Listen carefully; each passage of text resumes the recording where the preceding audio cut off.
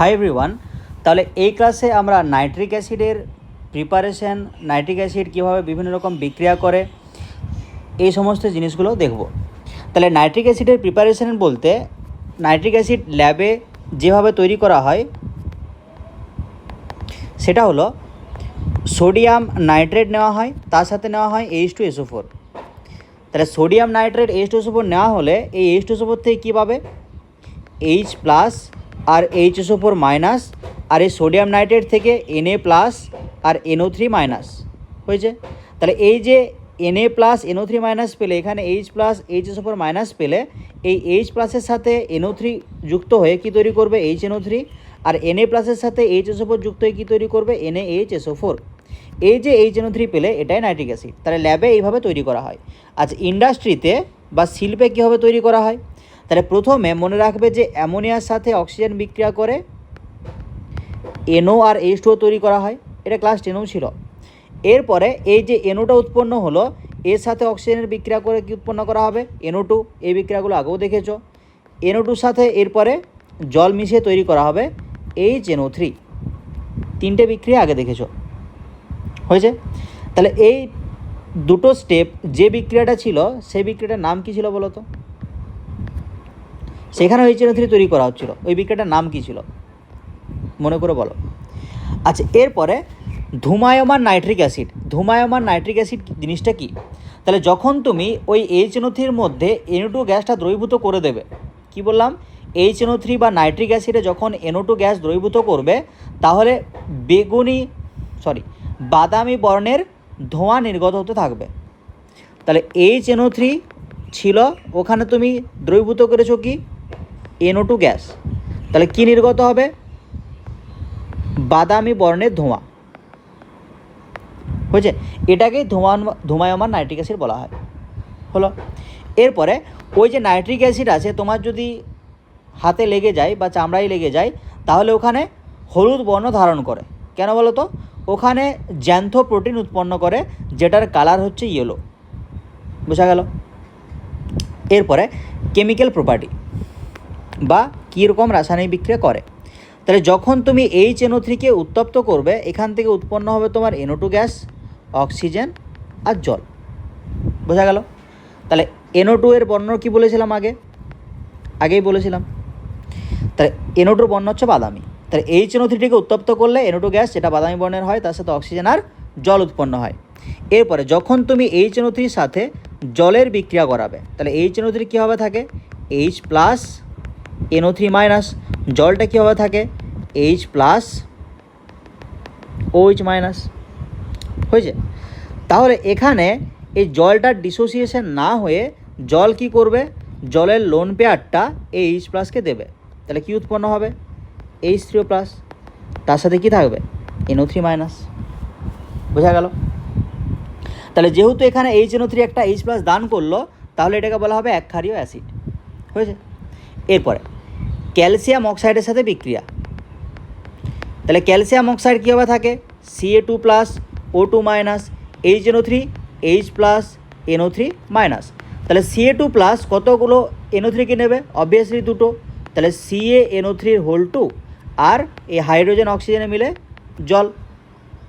তাহলে এইভাবে তিনটে রিয়াকশান আরও পরপর করা আছে, যেরকম বললাম সেম প্যাটার্নই হবে। তারপরে যেখানে দেখবে, আচ্ছা একটা করে দিচ্ছি নাও, NHCO3, এখানে আছে ধরো HNO3। তাহলে এই যে CO3 আছে এর জন্য তোমার CO2 গ্যাস তৈরি হবেই। তাহলে যেরকম NH4 থাকলে NH3 গ্যাস হয়, NO3 থাকলে NO2 গ্যাস হয়, সেরকম CO3 থাকলে CO2 গ্যাস হয়, বোঝা গেল। তাহলে CO2 গ্যাস হয়ে গেছে। তাহলে এখানে কি পড়ে আছে, সোডিয়াম, আর এখানে NO3, তাহলে সোডিয়াম নাইট্রেট। আর কি পড়ে আছে, হাইড্রোজেন আর অক্সিজেন, তাহলে জল, বোঝা গেল। তাহলে যেখানে CO3 থাকবে ওখানে CO2 উৎপন্ন হবে, যেখানে NO3 থাকবে NO2 উৎপন্ন হবে, যেখানে NH4 থাকবে NH3 উৎপন্ন হবে, হয়েছে। আচ্ছা, এরপরে যখন তুমি গাঢ় HNO3 নেবে, তাহলে এটা হচ্ছে গাঢ় কনসেন্ট্রেট, তাহলে সেটা ভেঙে গিয়ে কী উৎপন্ন করবে, NO2 গ্যাস, জল আর জায়মান অক্সিজেন। এই জায়মান অক্সিজেনের জন্যই HNO3 শক্তিশালী জারক পদার্থ হিসাবে কাজ করে। কি বললাম? তাহলে HNO3 যখন কনসেন্ট্রেট বা গাঢ় অবস্থায় থাকবে সেটা NO2 H2O উৎপন্ন করে, তার সাথে জায়মান অক্সিজেন উৎপন্ন করে। এই জায়মান অক্সিজেনের জন্যই HNO3টা শক্তিশালী জারক দ্রব্য হিসাবে কাজ করে। হলো। এরপরে যখন এটা লঘু থাকবে তাহলে এটাও জারক দ্রব্য, কিন্তু এখানে NO2 জায়গায় উৎপন্ন হবে NO গ্যাস। তাহলে গাঢ়র জন্য দেখো নাইট্রোজেনের সাথে দুটো অক্সিজেন আছে, লঘুর জন্য নাইট্রোজেনের সাথে একটা অক্সিজেন থাকবে। এই কনসেপ্টটা এই পরবর্তী অনেকগুলো রিয়াকশান বলবো সেখানে কাজে লাগবে। যেখানে গাঢ় সেখানে নাইট্রোজেনের সাথে দুটো অক্সিজেন, যেখানে লঘু নাইট্রোজেনের সাথে একটা অক্সিজেন। তাহলে তার সাথে কি উৎপন্ন হবে? জল তো উৎপন্ন হবেই, তার সাথে জায়মান অক্সিজেন। হলো। এরপরে অধাতুর জারণ।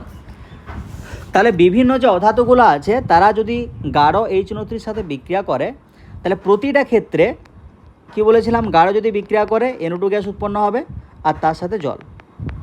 তাহলে অধাতুর সাথে যতগুলো বিক্রিয়া আছে সব ক্ষেত্রেই NO2 গ্যাস আর জলটা কমন। তাহলে বাদবাকি শুধু একটি প্রোডাক্ট মনে রাখলেই হবে, মানে বলে দিচ্ছি কীভাবে মনে রাখবে। তাহলে অধাতুর সাথে যতগুলো বিক্রিয়া আছে দেখো সব জায়গাতেই NO2 আর জল উৎপন্ন হচ্ছেই। তাহলে যখন কার্বনের সাথে বিক্রিয়া করবে তখন সেখান থেকে কি উৎপন্ন হবে? Carbon dioxide. যখন সালফারের সাথে বিক্রিয়া করবে H2SO4। যখন আয়োডিনের সাথে বিক্রিয়া করবে HiO3, যেটার নাম আয়োডিক অ্যাসিড। তাহলে সালফার থেকে সালফিউরিক অ্যাসিড, কার্বন থেকে কার্বন ডাইঅক্সাইড, কার্বনের তো আর কোনো অ্যাসিড হয় না, আয়োডিনের থেকে আয়োডিক অ্যাসিড, ফসফরাস থেকে H3PO4 বা ফসফরিক অ্যাসিড, ফসফরিক অ্যাসিড, এটা সালফিউরিক অ্যাসিড, এটা তো জানোই। আচ্ছা, এখানে এস আমি শুধু লিখছি, এটা অ্যাসিড হিসাবেই আছে, জাস্ট আমি সংকেতগুলো দেখে বলে দিচ্ছি আর কি, ঠিক আছে। তাহলে আর্সেনিক থেকে কী পাবে? H3AsO4 বা আর্সেনিক অ্যাসিড। আচ্ছা, এসবি থেকে কী পাবে? H3SbO4 বা অ্যান্টিমনিক অ্যাসিড। হলো। তাহলে কার্বন বাদ দিয়ে দেখো যতগুলো ছিল অধাতু সবগুলো থেকে তুমি অ্যাসিড পেয়েছো। সালফার থেকে সালফিউরিক অ্যাসিড, আয়োডিন থেকে আয়োডিক অ্যাসিড, ফসফরাস থেকে ফসফরিক অ্যাসিড, আর্সেনিক থেকে আর্সেনিক অ্যাসিড, এসবি থেকে অ্যান্টিমনিক অ্যাসিড। ব্যাস, মিটে গেল। এরপরে বিভিন্ন যৌগের জারণ। তাহলে যৌগের জারণ ক্ষেত্রেও বিভিন্ন গ্যাস হবে, তার সাথে দেখে নিচ্ছি কী হবে। তাহলে H2S, এখানে যদি তুমি কনসেন্ট্রেট HNO3 দাও তাহলে কনসেন্ট্রেট HNO3 মানে তোমার NO2 গ্যাস উৎপন্ন হবেই, তার সাথে জল। তাহলে এই সালফারকে যখন তো জারিত করবে, সালফারটা কত দেওয়া আছে? -2তে। জারিত করলে সেটা চলে যাবে 0তে। ব্যাস, পদক্ষেপ পড়ে গেল, বোঝা গেল। তাহলে সালফারটাকে জারিত করে -2 থেকে 0তে নিয়ে গেল। আচ্ছা, আগেরগুলো তো দেখে না অর্থাৎ জারণটা কেন হলো। এখানে অক্সিজেন 0তে আছে, এখানে +2তে, কার্বন এখানে 0তে আছে, এখানে কার্বন +2তে, জারণ হয়ে গেল। সালফার এখানে 0তে, এখানে +6এ, দেখে নেবে করে, জারণ হলো। আয়োডিন 0তে, এখানে +5এ, জারণ হলো। ফসফরাস 0তে, এখানে +5এ, জারণ হলো। আর্সেনিক 0তে, এখানে +5এ, 0তে +5এ, তাহলে এগুলো সব জারণ হলো। এবারে সালফার দেখো -2তে আছে, 0তে গেল, জারণ হলো। এরপরে এই H2Sটা যখন ডাইলুট HNO3 সাথে বিক্রিয়া করবে, তাহলে ডাইলুট হলে কি উৎপন্ন হয়? NO। এখানেও সালফার উৎপন্ন হবে। তাহলে -2 থেকে 0, তার সাথে H2O, বোঝা গেল। এরপরে যখন SO2 সাথে কনসেন্ট্রেট HNO3 বিক্রিয়া করবে, তাহলে SO3তে কত অবস্থায় আছে? +4-এ। তাহলে +4-এর চেয়ে বেশিতে যেতে হবে, এখানে তো আর সালফার উৎপন্ন করবে না।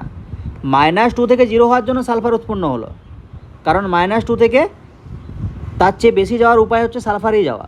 তাহলে এই SO2 থেকে যদি H2SO4-এ যায় তাহলে +4 থেকে +6-এ যেতে পারবে, মানে জারণ হয়ে গেল। তার সাথে কি উৎপন্ন হবে? যেহেতু কনসেন্ট্রেট আছে NO2। আচ্ছা, এরপরে SO2 এখানে যখন তুমি HNO3 দিয়ে দেবে কি উৎপন্ন হবে? তাহলে SO2-তে কত আছে? +4, এখানে আছে ডাইলুট, তাহলে ডাইলুট দিলে NO হবে আর ওই H2SO4-এ উৎপন্ন হবে। তাহলে +4 থেকে +6, তাহলে এটাও জারণ হয়ে গেল। আচ্ছা, এরপরে FeSO4। তাহলে FeSO4ও সেম কেস, যখন তুমি কনসেন্ট্রেট HNO3 দেবে তখন তোমার NO2 গ্যাস হবে। আর FeSO4-এ এই যে FeSO4 এটা আছে +2-তে, এখানে তাহলে কনসেন্ট্রেট HNO3 দিয়ে দিলে কী হবে, জারণ। তাহলে এটা হয়ে যাবে Fe2SO4-এর হোল 3, এটা আছে +3-তে, তার সাথে NO2 গ্যাস, তার সাথে জল। তাহলে যখন ডাইলুট দেবে তখন সেম যৌগটাই হবে, ওখানেও +3-তে থাকবে, এখানে কিন্তু উৎপন্ন হবে NO, বোঝা গেল, আর তার সাথে জল। তাহলে আগের এই দুটো রিয়াকশানে জল উৎপন্ন হয়নি, বাদবাকিগুলো সব জল উৎপন্ন হয়েছে। তাহলে এই হচ্ছে কেস। এরপরে যখন তুমি ধাতুর জারণ করবে, তাহলে ধাতুর ক্ষেত্রে তুমি যতগুলো ধাতুর বিক্রিয়া আছে দেখে নেবে, ওখানে দুটো রিয়াকশান বাদ দিয়ে সব রিয়াকশানগুলোতে নাইট্রেট উৎপন্ন হচ্ছে, হয়েছে। দুটো কি তিনটে রিয়াকশান আছে যেখানে নাইট্রেট উৎপন্ন হয়নি, বাদ বাকি যত রিয়াকশান আছে সবগুলোতে নাইট্রেট উৎপন্ন হচ্ছে। তাহলে নাইট্রেটটা উৎপন্ন কীভাবে হবে? ধরো তুমি জিঙ্কের সাথে বিক্রিয়া করাচ্ছ, তাহলে জিঙ্কের যোজ্যতা কত হয়, +2, তাহলে জিঙ্কের সাথে NO3 কটা থাকবে, দুটো, কারণ জিঙ্ক তো +2-তে থাকে, NO3 -1-এ থাকে, তাহলে একটা জিঙ্ক কটা NO3-কে নেবে, দুটো, তার জন্য ZnNO3 হয়, হয়েছে। তাহলে যেরকম ধাতু থাকবে তার সেরকম নাইট্রেট উৎপন্ন হবে, হলো। এরপরে ওখানে দেখবে অনেকগুলো কন্ডিশন আছে, যখন তোমার ওখানে গাঢ় উষ্ণ HNO3 থাকবে তখন সেখানে উৎপন্ন হবে NO2 গ্যাস। কি বললাম, গাঢ় উষ্ণ HNO3, তাহলে ওখানে কি উৎপন্ন হবে, NO2 গ্যাস। যখন সেটা নাতি গাঢ় ও শীতল হয়ে যাবে উৎপন্ন হবে NO।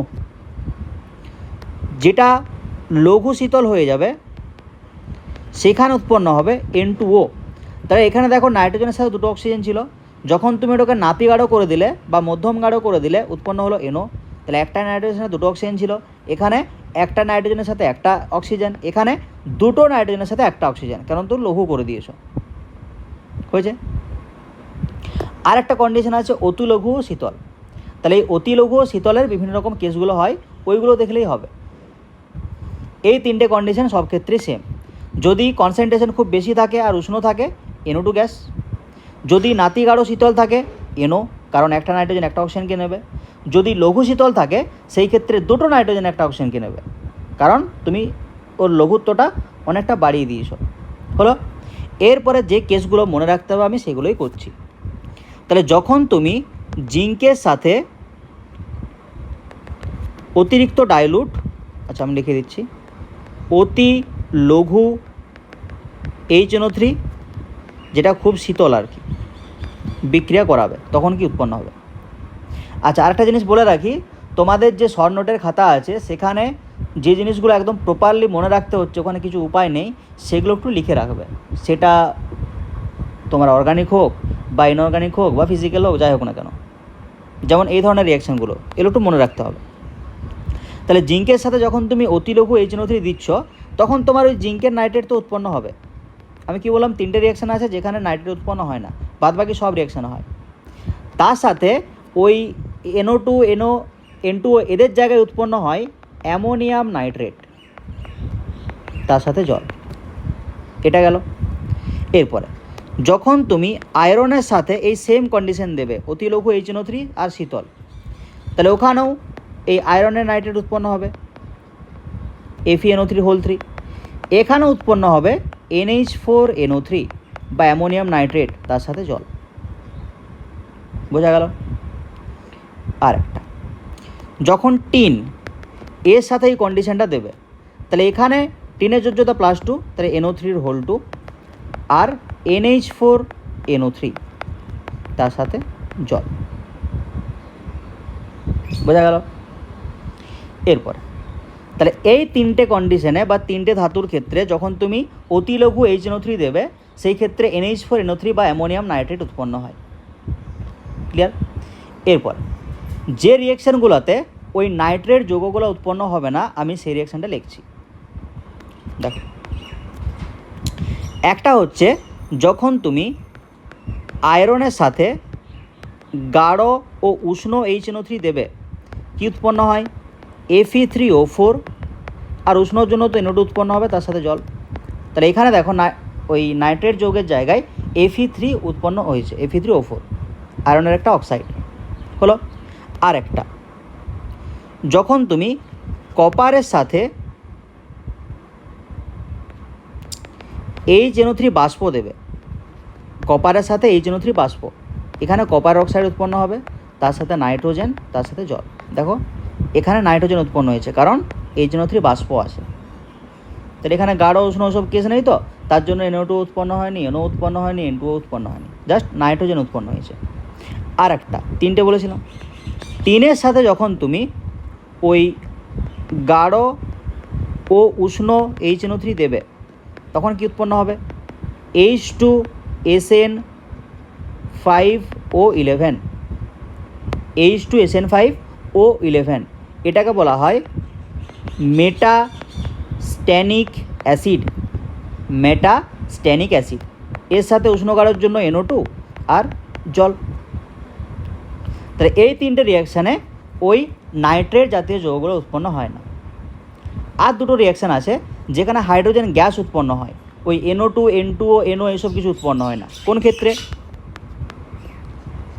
যখন ম্যাগনেসিয়াম বা ম্যাঙ্গানিজ থাকবে, এখানে যখন তুমি অতি লঘু আর শীতল HNO3 দিয়ে দেবে, ম্যাগনেসিয়াম বা ম্যাঙ্গানিজের ক্ষেত্রে অতি লঘু শীতল HNO3 দিয়ে দিলে হাইড্রোজেন গ্যাস উৎপন্ন হয়।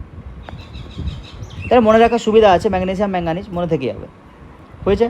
তাহলে এই মাঝের রিয়াকশানগুলো অতটা ইম্পর্ট্যান্ট না, এইগুলা, এই HNO3 বাষ্পটাও ইম্পর্ট্যান্ট। হ্যাঁ, তাহলে এখানে এই ম্যাগনেসিয়াম ম্যাঙ্গানিজ অতি লঘু শীতল HNO3-র সাথে বিক্রিয়াটা ইম্পর্ট্যান্ট। আর ওই যে তিনটে গ্যাস যেখানে অ্যামোনিয়াম নাইট্রেট উৎপন্ন হচ্ছে বিভিন্ন গ্যাসের জায়গায়, এগুলো ইম্পর্ট্যান্ট হলো। এরপরে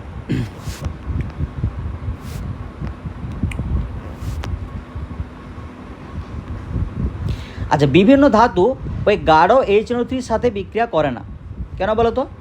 ওই ধাতুগুলার উপর একটা অভেদ্য আবরণ বা আস্তরণ গঠিত হয়ে যায়, যার জন্য ওই ধাতুগুলোর সাথে ওই গাঢ় HNO3টা সংস্পর্শে আসতে পারে না।